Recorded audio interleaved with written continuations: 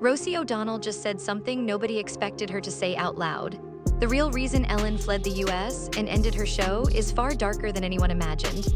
And once you connect the dots, everything starts to make sense. Ellen's executive producer Twitch and her ex-girlfriend Ann Hetch both died under mysterious circumstances, less than 6 months after the Ellen show went off the air, and allegedly Ellen was involved. I have an understanding of the cycle of show business and kind of what happens in people's careers and when enough is enough. And oftentimes people don't know that. I think I have a good balance of both in my life, of the importance of both. And it's hard to maintain. It's hard to do, especially when you're doing a show like that. But I don't think it was the be kind thing that got her. I think that's simplification, but it was a lot of things and it was complicated. And I'm glad that she's, going to be finished and she can get some time, to herself to just, it's a huge kind of strange thing to be on a show like that and have all that attention on you. And she had it for like 19 years. So Rosie O'Donnell and Ellen were best friends for years. Ellen even came out on Rosie's show back in 1996, but today they barely speak. Now Rosie is pulling back the curtain, revealing exactly what happened between them and why Ellen stepped away from the public spotlight. The Ellen show ran for over 20 years, and in all that time, Rosie was never once invited. Then in May 2022, everything came crashing down. Ellen was exposed for fostering a toxic work environment, mistreating the very employees who made her show possible. The fallout was devastating. Her show was over. Just 2 months later, her ex-girlfriend Ann Hetch died in a horrific car crash.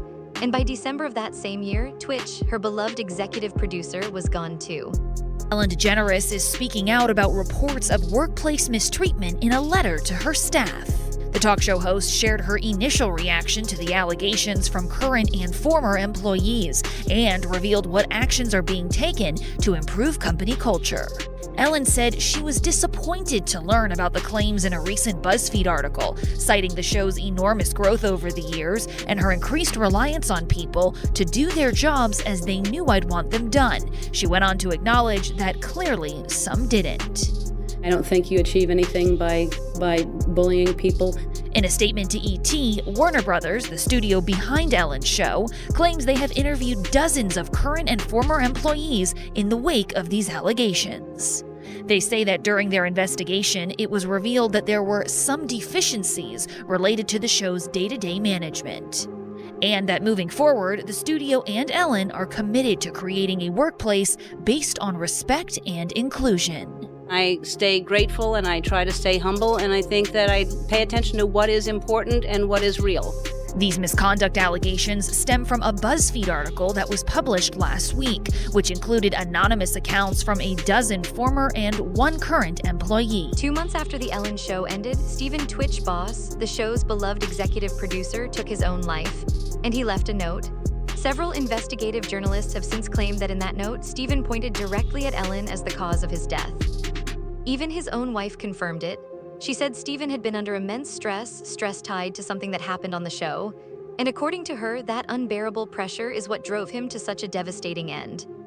We're learning more tonight about the tragic side of Stephen Twitch Boss and the detailed steps he took to hide his plans.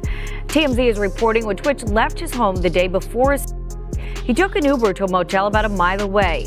At the motel, he switched his phone to airplane mode so no one could reach him. The motel manager says he checked in under his own name and never left his room.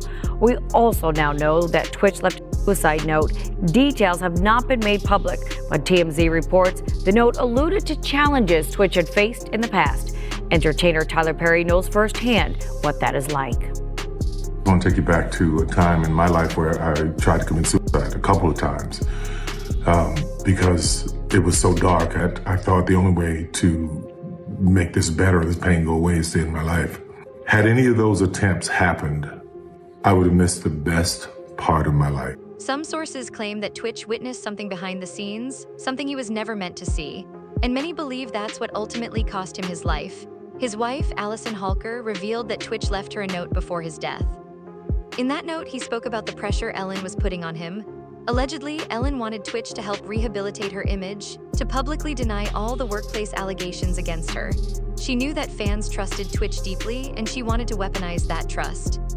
Twitch knew everything that went on behind closed doors at The Ellen Show, and Ellen wanted him silent. Early on the morning of Tuesday, December 12, Twitch packed a small bag with only a change of clothes and his handgun, slipped out of his house without telling Allison, turned his phone to airplane mode so he couldn't be tracked, and took an Uber to the Oak Tree Inn, a dreary two-story motel in a hacienda-style building on heavily trafficked Ventura Boulevard, just a mile from his house, and paid $107 to reserve a room for a single night. Twitch made his way down to room 249 and let himself in. Allison reported to police that Twitch was missing shortly after he had left the house, noting with particular worry that she couldn't reach him by phone, and he had not taken his car with him when he left, two things that she said were very much out of character for him. Because there were no details about Twitch's death, people just rushed to fill that void. This was at the time when Ellen had built this edifice as the nicest person on television. She would have YouTube stars, and all of a sudden that edifice was crumbling. The news about Ellen created a wave of online criticism at the time, including some directed at Twitch. As for what truly goes on behind closed doors in Hollywood, Rosie O'Donnell once shared a chilling story. She recalled how Bill Cosby was invited to her show and began harassing her producers. And yet his behavior was swept under the rug. Because in Hollywood, that kind of conduct is not just tolerated, at times it's celebrated. Sexual abuse runs rampant in the industry. Several former child actors have come forward, claiming they were exploited the moment they stepped into the spotlight. They were pressured into being intimate with music executives and film directors. The message was clear. If you wanted the role, you had to prove you were willing to do whatever the director or producer demanded. About Hollywood managers who manage kids, it's a racket, man. Did you hear that kid from They're Strange? just grooming these kids, dude. That kid from them Strange Things? to suck dick. Stranger Things. Yeah. He just left his manager, and they're alleging sex abuse. They just left their agent. See if you can find that. Owen Benjamin. The curly-haired kid. Oh, yeah. And He's Owen in it, too. Benjamin just put it on his Instagram today because Owen has been taking a lot of heat online because he said that a 3-year-old kid shouldn't be fucking transgender, and people giving him a hard time saying he's a bigot. Like, are you out of your fucking mind? What's up with these transgender? Stranger Things actor dropped agent because of accused of assault. Disney star follows suit. Jesus Christ. This is nuts, Watch man. an Open Secret, and they go through, dude, they pick, they're accusing people. It's for free, I think, on Vimeo. Yeah, you can can watch it for free. An Open Secret. Just on YouTube or something? On Vimeo. You know what Sturgill Simpson told me? He said the same thing exists in music. What? He said in music there's a bunch of pedos and pederasts For sure. in music as well. The entertainment business all the way through. Music. This was about. This is about music and movies and TV. It's about the whole entertainment business. Women and kids. Mostly get abused. kids. And Mostly sometimes dudes. You know, Terry Crews said that he was attacked. Well, not attacked. Some dude grabbed his dick. in front of his wife. Some famous dude grabbed his. Justin Bieber's name surfaces every time the mistreatment of child stars comes up. The stories are disturbing. A 48-hour party with Diddy, constant harassment at the hands of predators, a teenager being robbed of his innocence. And Ellen's response, she laughed. That's how she reacted to a young boy's privacy being violated and his dignity being stripped away. On Ellen's show 17 times. And in her own words, Ellen admitted she knew exactly what was happening at his infamous after-parties. The timing of her sudden departure from the US is impossible to ignore. In 2024, just 1 month after the FBI raided Diddy's Miami mansion, Ellen announced she was leaving America permanently. She packed up and moved to the UK with her wife. Make of that what you will. Is that going to be a new thing? Are you going to try to be early? Yes, I'm trying to be early. Are you going to be early for my party? Yes, I am. No. No. You know I have to arrive fashionably late. All right. Not too late, though. Not too late? Not too late, please. What time would you like me there? I'll tell you later. Okay. But not too late. Because, you know, once you get there, the party really starts. Yeah. You know what I'm saying? I got you. I promise you I'm not going to let you down on this big one. All right, For good. real. Good. Your shoes, your feet are going to have blisters. You're going to be dancing so hard. I can't wait. Simply moving to the UK isn't suspicious on its own. But the timing, the way Ellen completely transformed her appearance, the way she vanished from the public eye entirely, that's what makes people think, and then it gets even more interesting. Ellen recently announced she's planning to make a comeback. And the timing of that announcement, it came right after Diddy filed for early release. Coincidence, you decide. losing their mind. She sounded so sincere, didn't she? Very she could sincere. Virtually choke on her words. But the best one for me is Ellen DeGeneres, who is, by the way, a very nasty person. I've had dealings with her in Australia. Could I tell you some stories about that cow?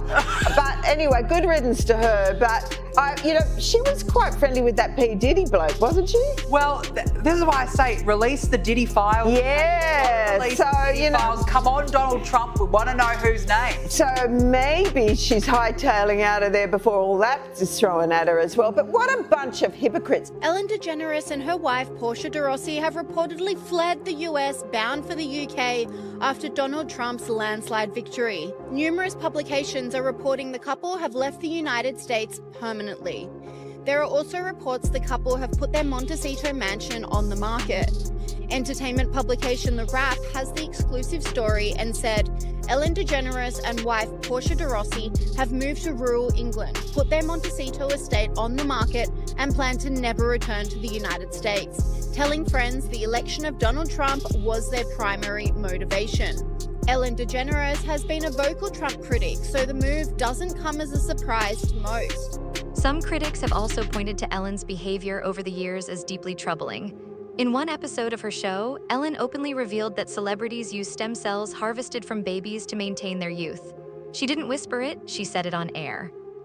In another episode alongside Sandra Bullock, the two openly discussed using adrenochrome extracted from children and laughed about how it kept them looking young. Reports online have since linked Ellen's dramatically changed appearance to her no longer receiving these treatments following Diddy's arrest. Okay, let's talk about this facial that you're obsessed with. How many, did you get the whole cast of Ocean's 8 to do Not this? everybody. Okay, good, smart ones. Just those that I thought would appreciate it. Okay, explain what it is. Well, it's this way in which one forces through microneedling. It's like a little roller with these, some of you, I think many of you know it, and it pushes through the skin and ruptures the collagen and then boosts it. You look like a burn victim for a day, but then it pushes the What are you pushing into the skin, Sandra? Sarah? Perry? What are you pushing into the skin? Well, you push in whatever the facialist would like to insert into your pores. But what is it? It is an extraction from a piece of skin that came from a young person far, far away, and they somehow figured out how to extract. It's foreskin from a Korean baby. And then there's Ellen's alleged connection to Jeffrey Epstein. Some fans believe the set of Ellen's show was deliberately modeled after a temple on Epstein's island. Side by side, the resemblance is hard to dismiss, and the strange behavior doesn't stop there. In March 2020, right as COVID lockdowns began, Ellen filmed a bizarre video wearing a hoodie printed with a red, bloody face. An unsettling image, to say the least. What made it even stranger? That exact same face was later spotted on a hoodie worn by Jay-Z. Symbolism will be their downfall. Or is it just art? And let me be the first to tell you, it's all connected.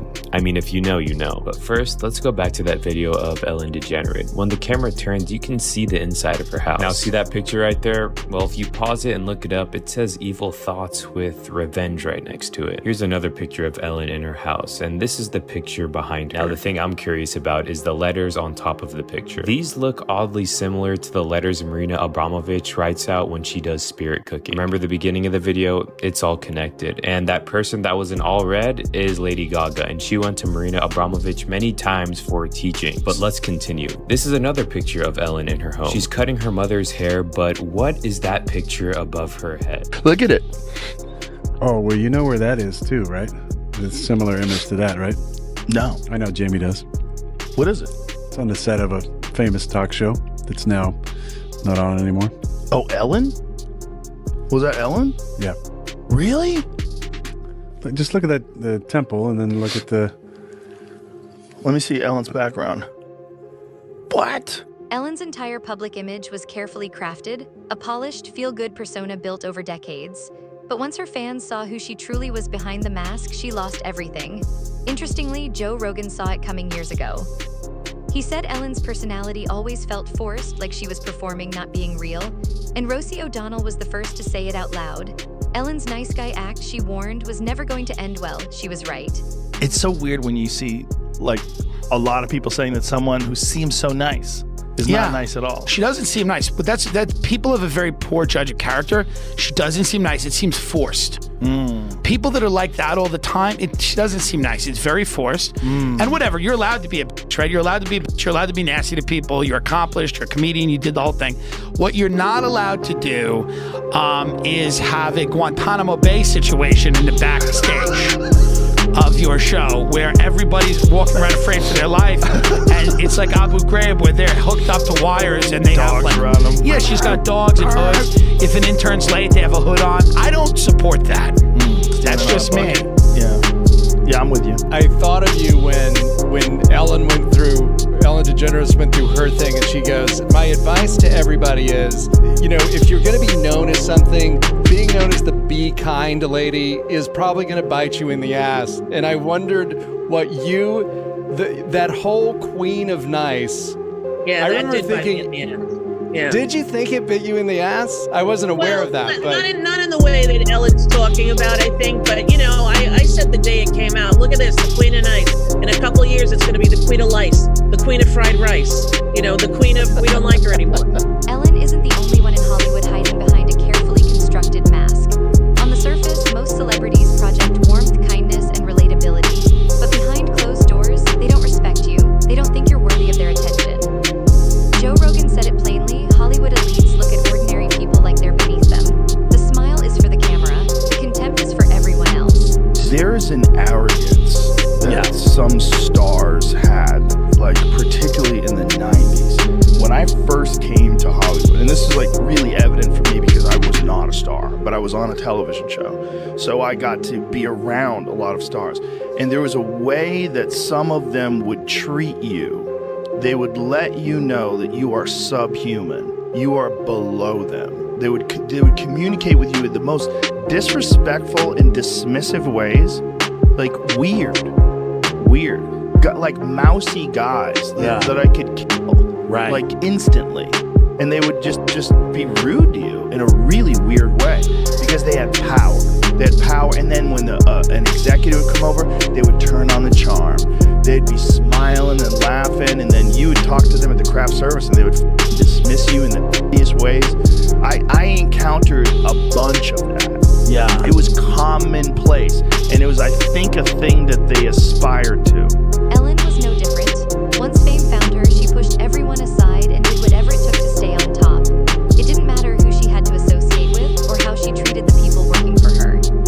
In 2020, a BuzzFeed News investigation published testimonies from over a dozen former employees. They described the workplace as toxic, rife with racism, fear, and intimidation, all coming from senior producers. One former employee recalled being told never to speak to Ellen directly. Others revealed they were fired after taking medical or bereavement leave. And Rosie O'Donnell felt it personally. She and Ellen had been best friends. But the moment Ellen's show took off, she pushed Rosie away without looking back. I couldn't believe it. Why did she say that? I don't know, because I have photos of her holding my newborn babies. I knew her for 30 years. Like, I don't know Rosie, we're not friends. It was so upsetting to me that I had t-shirts made. I don't know Rosie, we're not friends, and I gave them out to my staff. Because it was very painful, and we've never sort of gotten over it. Did she ever reach out to you to explain it or what her thinking was, or? No. I mean, I'm not the first person to say this, but she's a strange creature. Well, we're not similar. I can say that for sure. We're not emotionally similar. No. And I was never asked to go on her show. When I was, it was long after they had been on for many years, and she had the same staff as my show, the same producers, the same everything. And now I don't blame her for doing that. I didn't create the genre of a Merv Griffin, Mike Douglas talk show. This was what I grew up watching. But I did think that she was all of a sudden in the position I was in, where she was starting a show and wanted it to be successful and get the money and the accolades that came with it. And instead of deciding to stand next to me and hold my hand, which is what I did to her, she did the opposite. And I couldn't believe it. I couldn't believe it. But by far the most shocking accusation surrounding Ellen involves the death of Anne Heche. Anne Heche was Ellen's ex-girlfriend.